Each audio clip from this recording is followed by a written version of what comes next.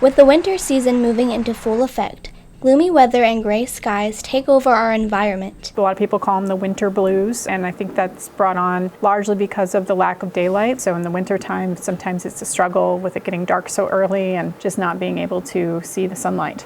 There's a couple different ways, is obviously finding some time to go outside and enjoy the daylight if possible. Finding a couple minutes during the day just to get some sunlight, but also just a lot of mindfulness, making sure you're getting good sleep because the darkness can make you feel overtired. Many students share similar feelings due to the climate. I do have seasonal depression. I've been diagnosed for 2 years. First, I started taking vitamin D pills because it's the lack of vitamin D that makes you depressed. Usually I just listen to music, I read, I hang out with my friends more. No, I don't.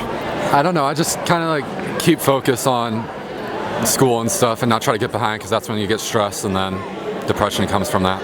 I think everyone has like a little bit of seasonal depression. I think really we should just like come together and like learn how we can solve an issue together since everyone has it.